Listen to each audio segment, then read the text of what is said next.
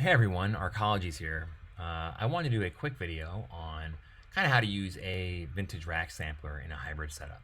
A hybrid setup, by hybrid setup I mean I'm going to go ahead and record samples from my Mac into the Akai s3000xl and bounce it back into Renoise to where I can kind of process it further or just, kind of use it as is, turn it into an instrument. The s3000xl bestows a nice, I think, a nice, really great character. It definitely has a vibe and a style and a sound, especially when you sample through the inputs. It's incredibly simple to use. A lot of people may be turned off because, it's like, oh yeah, I need to use SCSI and I need to have all this antiquated hardware, and you don't. You can just sample through the inputs and bounce it back out through the outputs. It is not complicated. It is incredibly easy to do, and I'm going to kind of show you how I do it.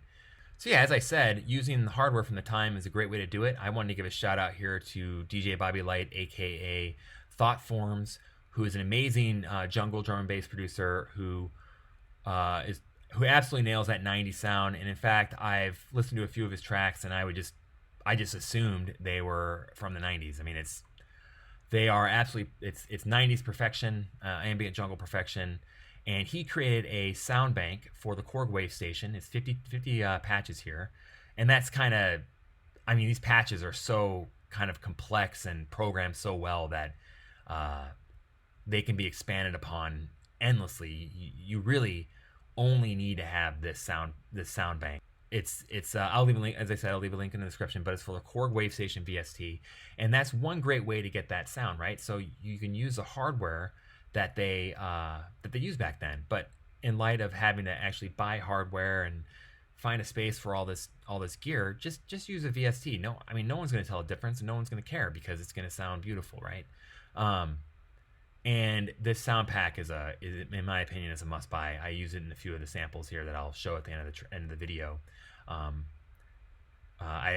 messed with them a little bit, so they're not used as is, but you can certainly use them as is. I would encourage anybody who's interested in this to go watch the video because it sounds absolutely amazing.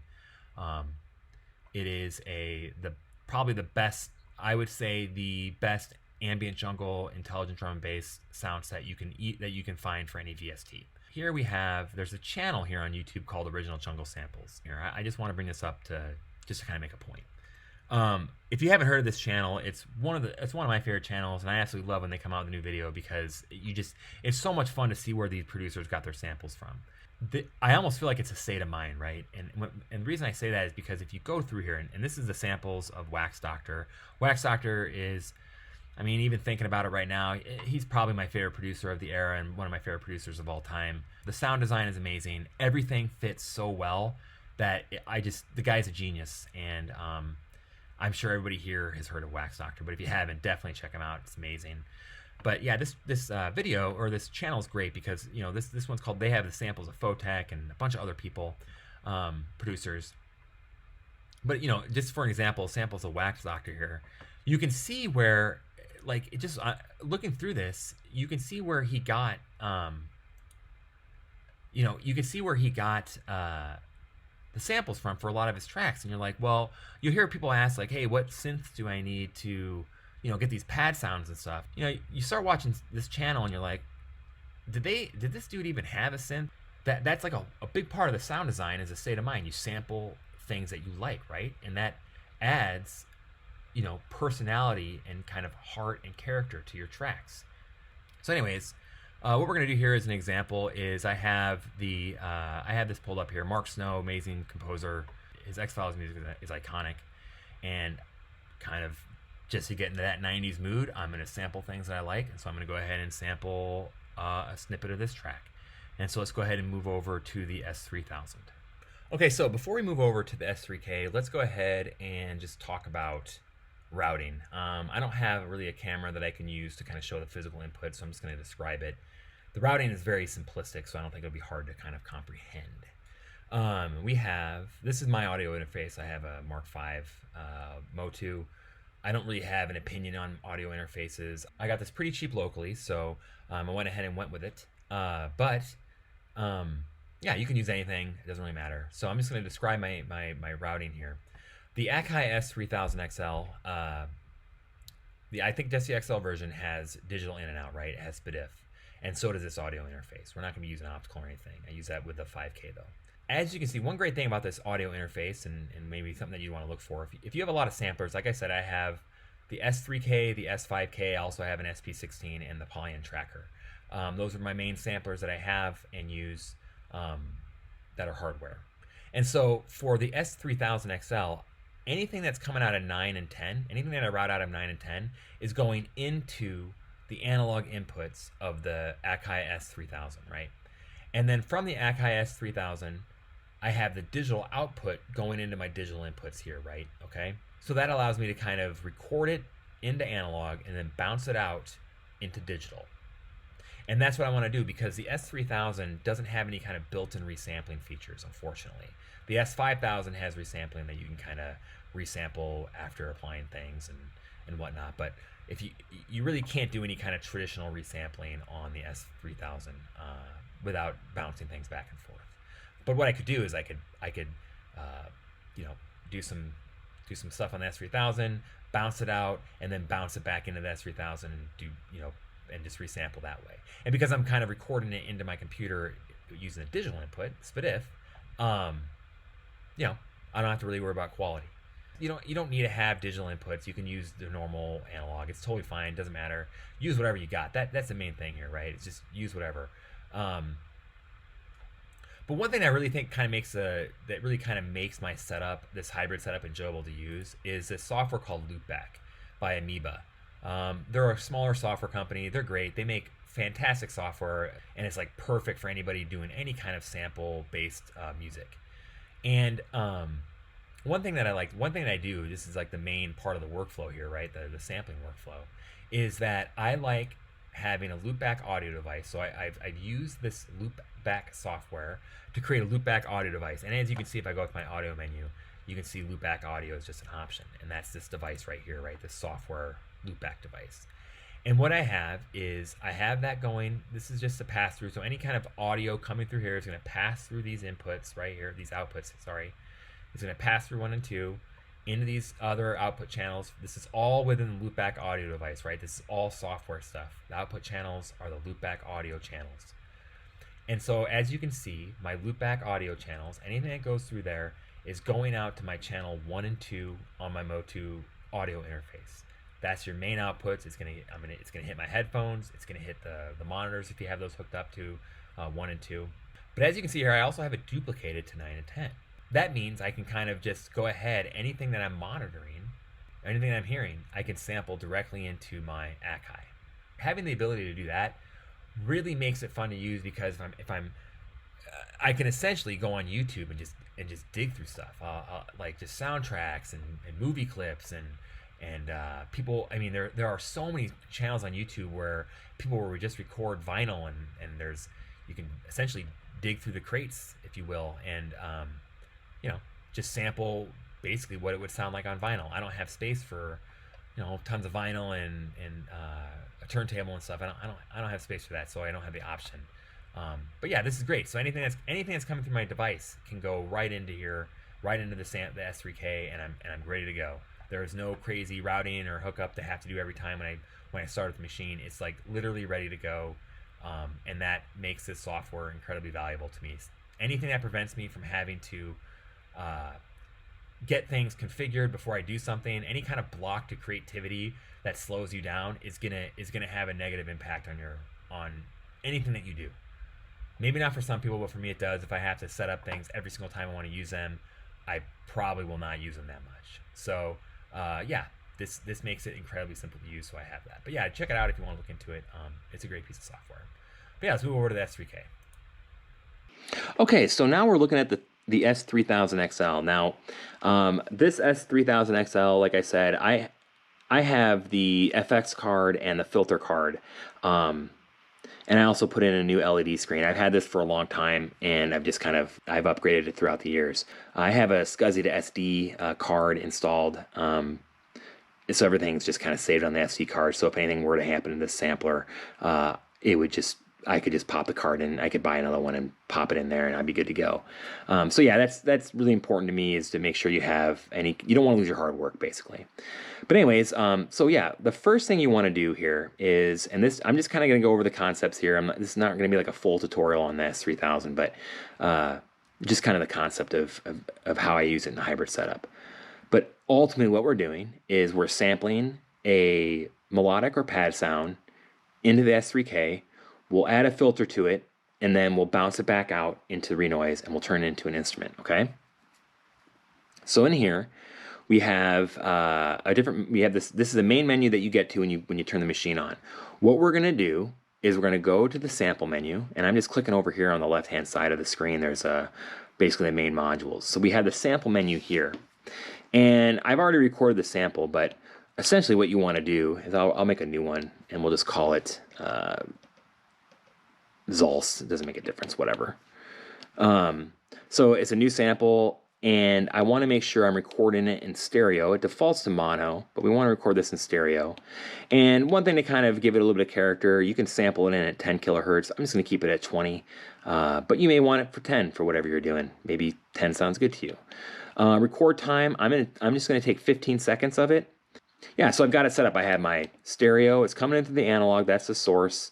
It's going to start on input level, 20 kilohertz, 15 seconds. And so what I'm going to do is I'm going to click on record here. And when on the record screen, I have my record threshold. It's at -55. So what that means is that once the audio signal gets above -55 dB, it's going to start recording, which is pretty much instantaneous for this setup. But you know, it just depends on what you're doing. I'm just going to keep it at -55. I typically do. And then what I want to do is I want to arm it. So when I hit arm, once I get, it's going to be waiting for the start, right? So it's waiting for that audio signal to get above -55. And that's what I'm going to do. I'm going to go ahead and play the track from the X files that I'm going to sample. Okay, so when I hit play on this, you're going to see it record 15 seconds.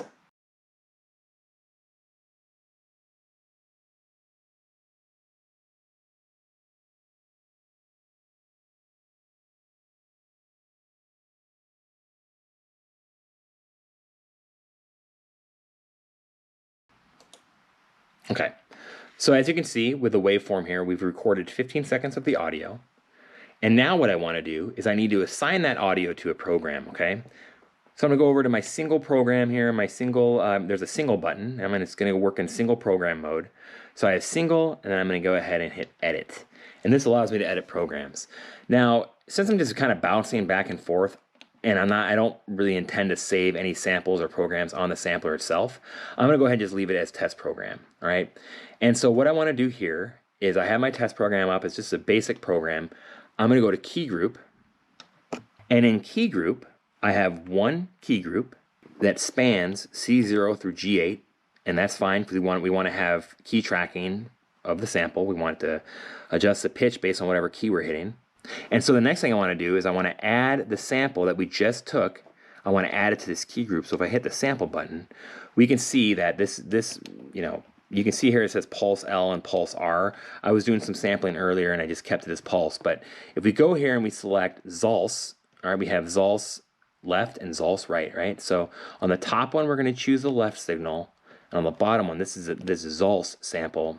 Again, you can name it whatever you want. It doesn't make a difference. But we have the left signal on the top and the right signal on slot number 2. You can have up to 4 slots. And we want to make sure that the pitch is tracked, right? We don't want to have constant pitch. That's not going to work for us. Yeah, so we have it on track. We're going to go to sample 2. As you can see here, the top one is panned hard left. So you see here L50.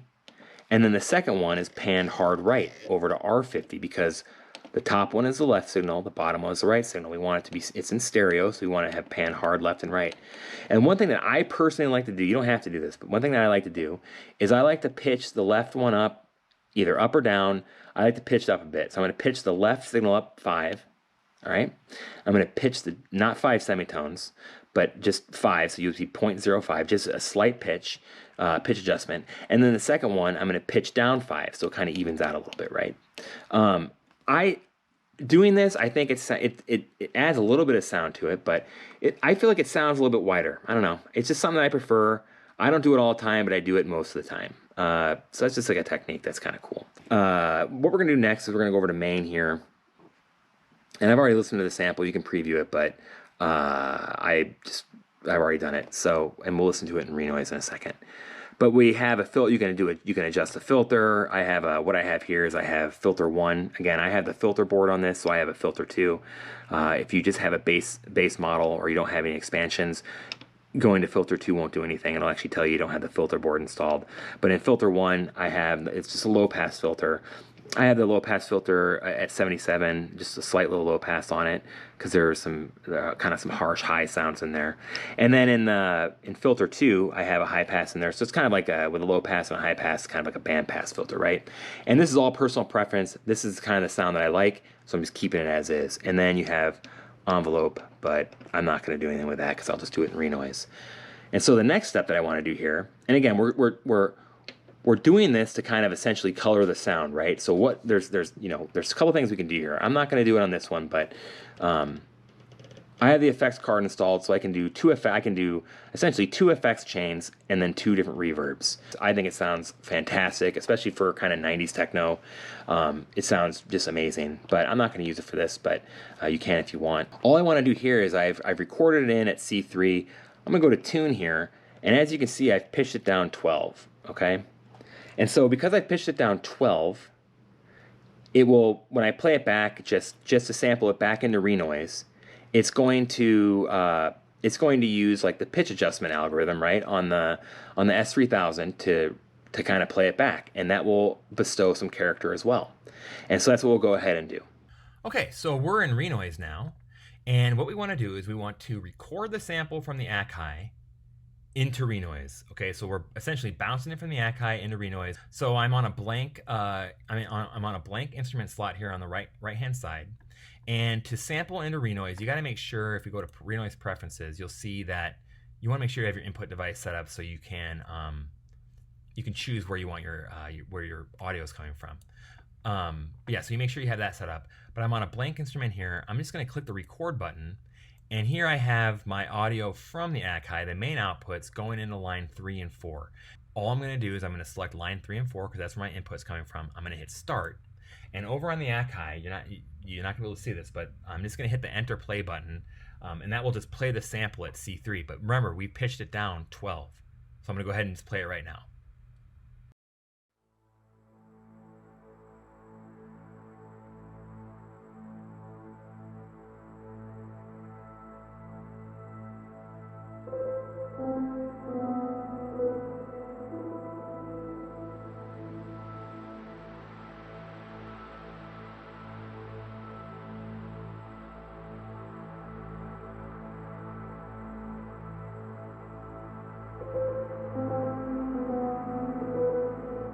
Okay, and that was it. So that's the entire sample. So I'm gonna go ahead and hit stop, and you're gonna see it load up into the window. Now, we recorded this in pretty low, which is fine because it came into the digital.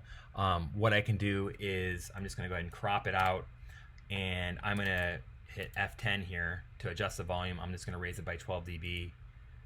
Sometimes I do it a couple times, but maybe I'll do the next one. I'll just do it 6. Just to boost up the volume. You can do your gain staging any way you want. But if I play it now,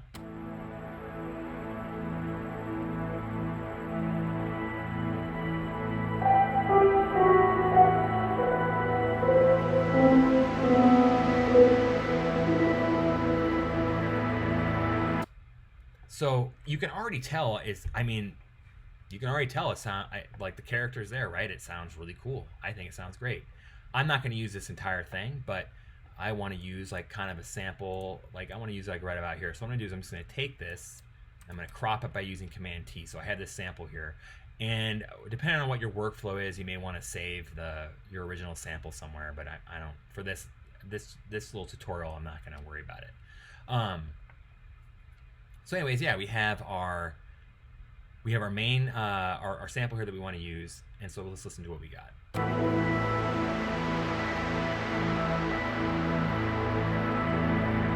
So it's kind of a nice little washy sound. But what we want to do here is I'm just going to go into modulation, I have a whole bunch of presets that I use. I use tons of presets for modulation presets. I have an ambient pads 3. I've got tons of these. This is just, again, personal preference. But I'm gonna go back to waveform, and now when I play it, you'll hear the amp envelope a little bit. And what we're gonna also do is, if I hit Command A, just to select everything, and you can go down here. Now this is just again, this is all personal preference. This will create a perfectly crossfaded loop. This does not work well for everything, but for a general pad sound that is kind of consistent throughout your entire sample, it works just fine. You may want to go in here and set your own loop, maybe to ping pong or forward, whatever. I'm gonna go ahead and hit this button, and as you can see, it kind of modifies the sample, and destructively modifies it, mind you, and will set up a nice little kind of crossfade, and we're gonna play it right now.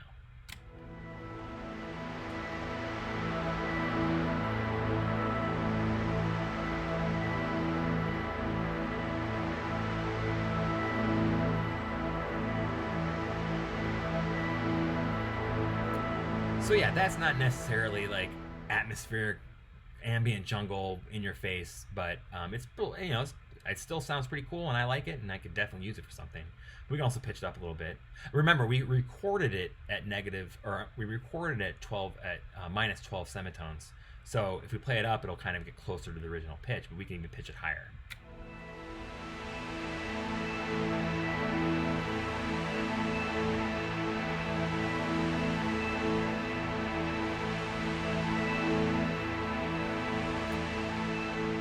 And remember, this is with no effects, right? I mean, it sounds pretty cool, but we can even pitch it up even higher and kind of get a higher sound.